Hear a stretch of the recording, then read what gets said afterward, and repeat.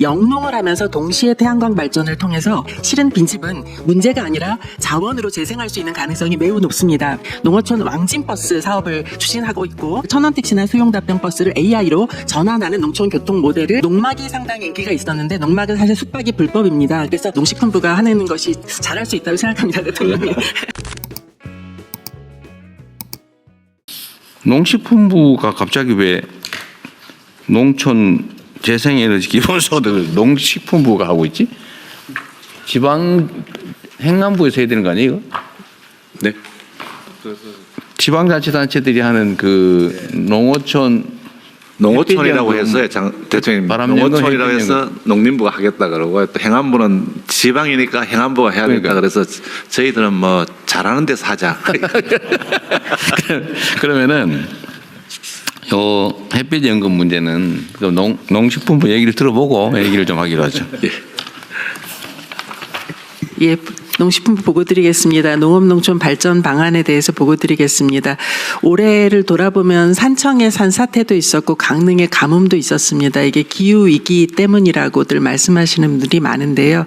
기후위기와 고령화, 지방소멸 문제의 핵심이기도 하고 농촌의 사실 문제이기도 합니다. 그런데 동시에 여주 구양리에 가서 보니까 태양광 발전을 통해서 주민들이 상당히 희망을 느끼고 있었습니다. 그래서 저는 이 두 장면이 대조적으로 우리 사회의 위기와 기회를 표현한다고 생각을 했습니다. 그래서 동시에 작은 정책의 전환으로 주민들의 삶을 바꿀 수 있다라는 생각을 하고 있고요. 우리가 지금 5극 3특 균형 발전을 논의하고 있는데 여기에서 사실 누락될 수 있는 게 작은 마을에서 살고 있는 농어촌 주민들의 또 삶입니다. 그래서 그런 각도에서 저희들이 지역 활력을 높이고 균형 발전과 혁신 성장에 기여할 수 있는 몇 가지 구상들을 준비해 봤습니다. 첫 번째로 재생에너지와 기본소득 등을 통해서 새로운 농촌의 지역 순환경제 모델을 구축하도록 하겠습니다.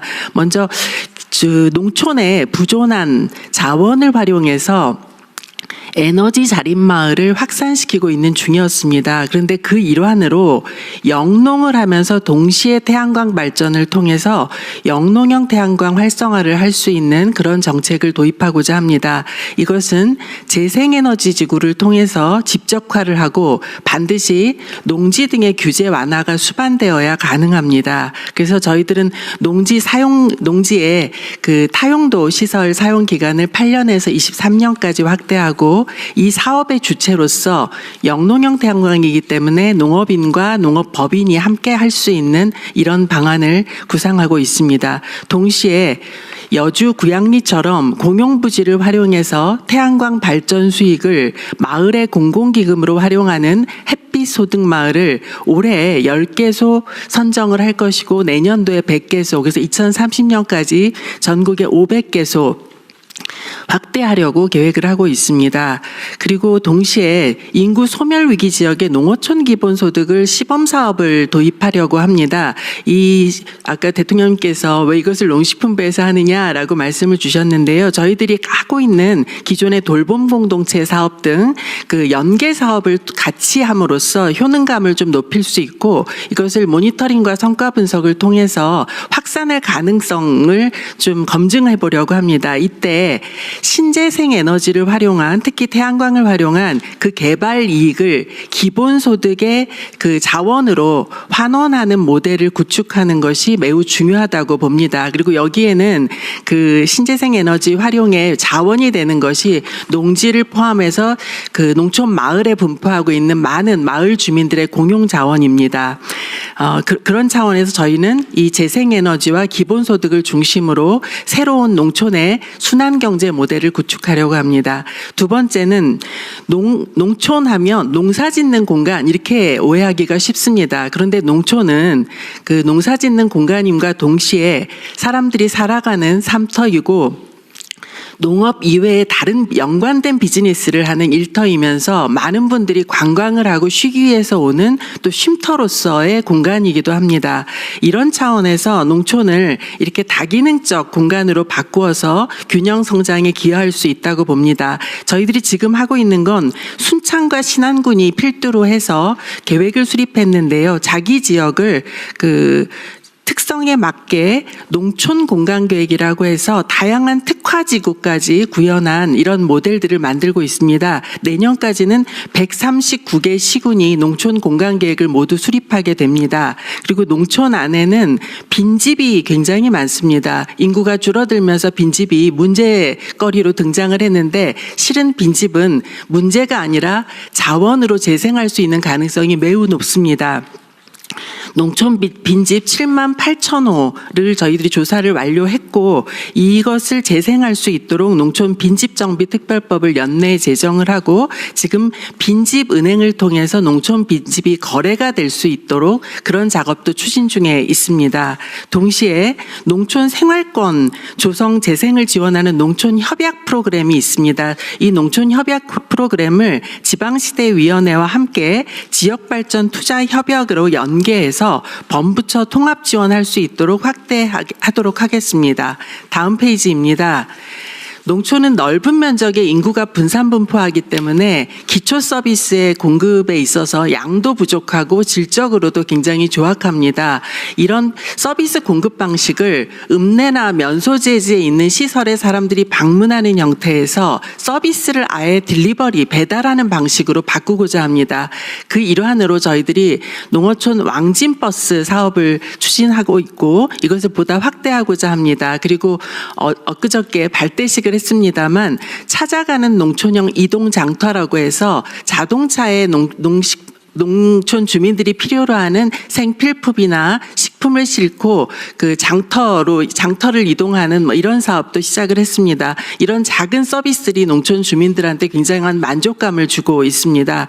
동시에 농촌형 교통모델이라고 해서 천원 택시 혹은 수요응답형 버스 등을 운영을 해왔습니다. 근데 이 중에서 전남 영암이 최근에 AI를 바탕으로 해서 수요 예측 교통 모델을 해보니까 오히려 평균 대기 시간이 90분에서 26분으로 줄고 운영하는 비용도 그 4억 3천만 원을 절약하는 이런 새로운 모델들이 발굴되고 있습니다. 그래서 이런 것들을 천원 택시나 수용답형 버스를 AI로 전환하는 농촌 교통 모델을 확산하고자 합니다. 그다음에 농촌에는 정주 인구, 사는 인구뿐만 아니라 사실 찾아오는 생활 인구 등을 통해서 그 농촌이 활력을 가질 수가 있습니다. 거기서 주민들이 또 소득도 올릴 수 있고요. 그래서 농촌 관광과 연계한 특화 산업을 지역에 다양하게 발전시키고자 합니다. 지금 시대는 4도 3촌의 라이프 스타일이 확산되고 있습니다. 그렇다면 워케이션 공간을, 유유 공간을, 농촌에 많은 유유 공간들이 있습니다. 유유 공간을 활용해서 주민들이 워케이션 공간 운영할 수 있도록 하고 농막이 상당히 인기가 있었는데 농막은 사실 숙박이 불법입니다. 그래서 이것을 저희들이 농촌 체류형 쉼터라는 사업으로 바꿔가고 있습니다. 그래서 농촌 체류형 복합단지를 통해서 그 도시민들이 농촌에 가서 주말을 보내면서 굉장히 행복한 삶을 누릴 수 있도록 그런 정책을 확대하고자 합니다. 그리고 농업유산이나 K-미식벨트, 체험 휴양마을, 한국형 산티아고 순례길로 불리는 동서트레일 이런 다양한 농촌의 특화 자원들을 활용해서 주민과 업계가 협업하는 그 관광 상품들을 개발을 하고 이것이 농촌의 소득으로서 그 체화될 수 있도록 그렇게 하겠습니다. 그 밖에 청년의 창업 생태계를 조성하고 귀농귀촌인들을 위한 주거 인프라도 조성하도록 하겠습니다. 끝으로 농업 농촌에도 AI 기술을 접목하게 되면 획기적인 변화가 예상이 됩니다. 일단 농업 부문에 있어서 스마트팜이라는 것이 있는데 스마트팜에 AI를 적용하게 되면 훨씬 더 고도화된 모델을 만들 수가 있고요. 그다음에 농촌의 생활 환경에 있어서도 아까 수요응답형 교통 모델이 보여준 것처럼 굉장한 편리성을 확보할 수 있게 됩니다. 그래서 농업농촌 전 분야의 대대적인 AI 접목을 통해서 농업농촌을 발전시키고자 합니다. 또한 농촌을 이끌어갈 청년 인재가 농촌에 들어와서 살고 일할 수 있는 환경을 만들고자 합니다. 특히 청년들의 창업 준비부터 정착까지 예비 농업인 제도를 만들어서 교육과 컨설팅을 제공하고 그들이 필요로 하는 공공비축 농지를 우선 공급할 수 있는 시스템을 만들겠습니다. 창업에 필요한 자금도 지원하는 것을 체계화하려고 합니다. 한 가지 말씀을 드리겠습니다. 경북 문경에 늘봄 영농조합 법인이 있습니다. 여기에서는 지주에서 주주로라는 슬로건을 내걸고 굉장히 작은 토지를 가지고 있는 농업인들로부터 토지를 모아서 110헥타 규모로 규모화를 했습니다. 그런 다음에 완전한 기계화와 이모작 등을 통해서 여기에 참여한 주주로서 참여한 이분들에게 농가소득을 2배 이상 올려주는 이런 실증을 한 바 있습니다. 저희는 이러한 공동영농 모델을 전국적으로 확산하고자 하고 2030년까지는 100개 정도의 공동영농 모델이 전국적으로 확산해서 청년들이 이곳에서 취업하고 일할 수 있는 그런 농촌을 만들도록 하겠습니다. 이상입니다. 네, 수고하셨습니다. 아까 얘기했던 걸 마저 좀 하면 좋겠는데 일단은 공공 서비스를 사회적 기업에 위탁하는 걸로 전환하는 것은 정부 차원에서 체계적으로 총리실이 아예 주관을 해서요. 이건 아예 별도 기획 정책으로 시작해 주시고요. 그것까지 포함해서 하겠습니다. 네. 자, 농촌이 지금 인구 밀도가 낮아지면서 이게 지금 방치되어 있는 유휴 토지들이 많잖아요, 그죠? 예, 많습니다. 그리고 구양리 사례도 보면은 그냥 돈 드는 것도 없고 그냥 하니까 동네 사람들 먹고 사는데 도움되고 수익도 생기고. 예, 그렇습니다. 뭐 엄청나게 노력한 것도 솔직히 아닌데 기획으로. 네. 근데 이게 왜 전국에 26년에 100개밖에 못 합니까? 뭐 하려면은 뭐 마음 먹고 하면은 예. 수백 개라도 할 수 있는 거 아닌가요? 예, 그렇긴 한데요. 만 일단- 개도 할 수 있다고 합니다. 예? 만 예. 개도 할 수 있다는 게 예, 뭐라고요? 만 개도 할 수 있다는 게 그 구양리의 창업주의 얘기입니다. 예. 그 창업주. 그런데 이제 대통령님이 구양리 같은 경우에는 그 창고 지붕에 뭐 주차장 위에 이런 식으로 해서 1메가와트 생산을 하지 않습니까? 근데 그게 주민들이 이제 공용으로 이용할 수 있는 시설이 확보가 돼야 되니까요. 네, 주로 뭐 마을회관 이런 거겠죠. 그렇죠. 그러니까 시골 마을에 사실 주민들이 내 땅이 아니고 우리 공동의 땅인데 거기다가 할 수 있는 것 요거를 이제 확보를 하려고. 그러니까 그게 어려울 텐데 공공 부지를 구하기가 어려울 텐데. 예. 근데 저는 그것도 생각의 한계라고 보이지는데요. 네. 예를 들면 농촌 지역에 가면 도로 있잖아요, 도로. 도로. 예. 도로 위에 쫙 깔면 안 돼요? 어차피 뭐 사람도 없는데. 문제 있어요? 그 현재 입지 규제 때문에 막혀 있는데요. 이번 정기국회 때 그 입지 규제 문제를 풀면 그 문제도 얼마든지 해결 가능합니다. 아니 저는 그냥 농지나 공공용지를 구하기 어려우면 예. 그 시골에 있는 농촌에 있는 도로, 예. 농로, 예. 하천 조그만씩 하니까 예. 그냥 이렇게 세워서 쫙 깔면 되지 않습니까? 그거 어려운가? 지자체장이 그 지역의 주민들을 협동조합을 만들게 하고 그 협동조합에 임대해 주면 가능한데요. 당연히 그래야죠. 당연히 해당 지역 주민들의 공동사업을 하고 그 수익 나오는 건 공동으로 배분하고 돈이야 재정에서 지원하고 행정은 그냥 지방정부가 다 알아서 하면 되는 거 아닙니까? 장차 기후에너지부가 행안부와 농림부랑 협업하면 얼마든지 할 수 있는 일이라고 생각합니다. 기후에너지부가 안 돼서 못하는 거예요? 열심히 하겠습니다. 어쨌든 이거는 저는 우리 생각을 바꿔야 되는데 네. 지금 농촌이 다 비어가지만 저는 기회의 땅이라고 보이지거든요. 그 방치되어 있는 엄청난 토지들이 다 태양광 발전 예. 부지들인데 예.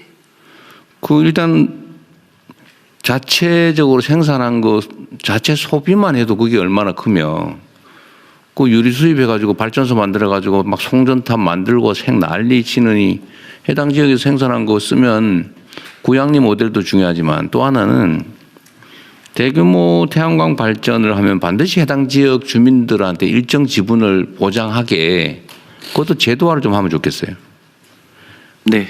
그 지금 신안군이 그 이제 조례로 만들다가 싸워가지고 사실 난리가 난 거 아니에요? 그렇습니다.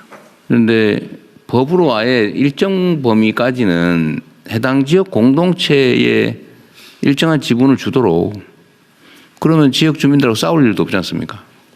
지금도 제도는 되어 있는데 규모가 너무 작고 주민들의 돌아가는 몫이 너무 작아서 너무 작게 하니까 그러죠.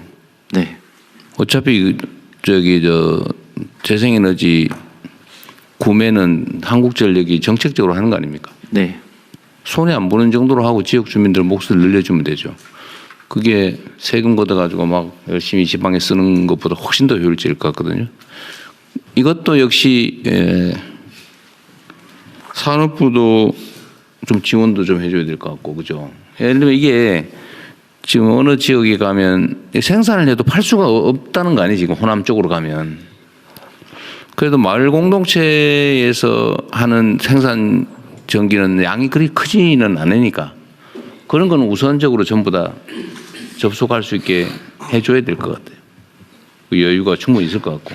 앞으로 이제 기후에너지부가 되시면 그러려고 하는데 이게 잘 안 되는 슬쩍 발을 빼는데요.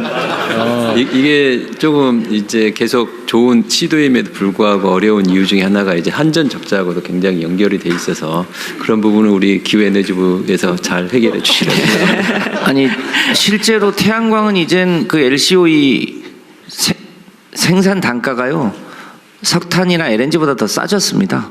아니 그러니까 막 태양광은 얼마든지 할 수 있는 일이라고 보여집니다. 아니 농촌에 대한 예산 지원을 안 하고도 네. 정책 전환만 해가지고 얼마든지 농촌 주민들 수익을 올려줄 수가 있는데 제가 자꾸 특정적 예를 들어서 좀 너무 심한 것 같긴 하지만 여하튼 신안은 그 섬으로 만든 굴인데도 인구가 늘잖아요.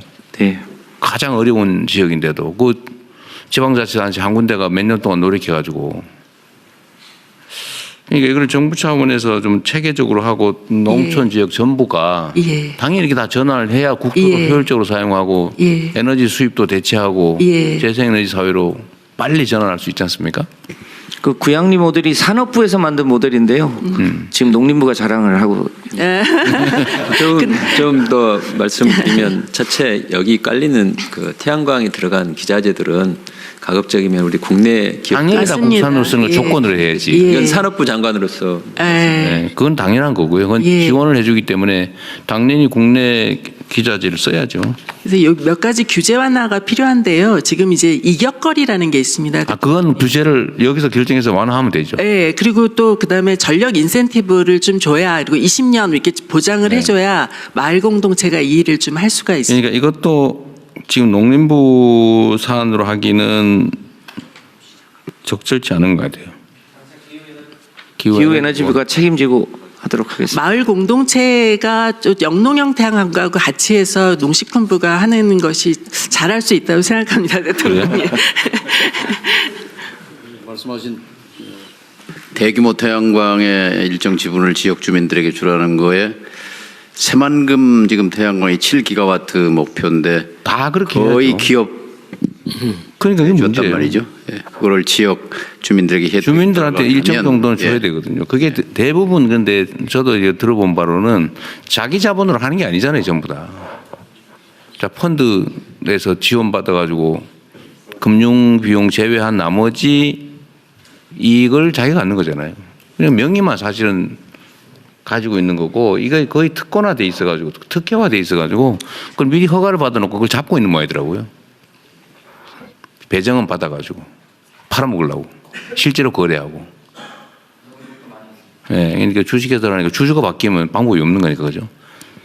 그래서 이것도 실태 조사도 좀 잘해가지고 저번에 이거 회수하고 있었잖아요. 저 허가 내준 거. 네, 지금 호남 지역 지금 회수하고 있어요. 회수하고 있잖아요. 그것도 좀 더 엄격하게 조사해가지고 다 취소시키고 웬만하면.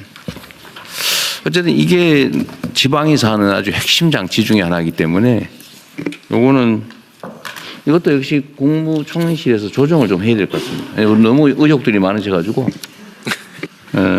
가장 효율적으로 될 수 있는 걸 협의체를 만들든지 아예 전담 부서를 하나 만들든지 그래야 될 것 같아요.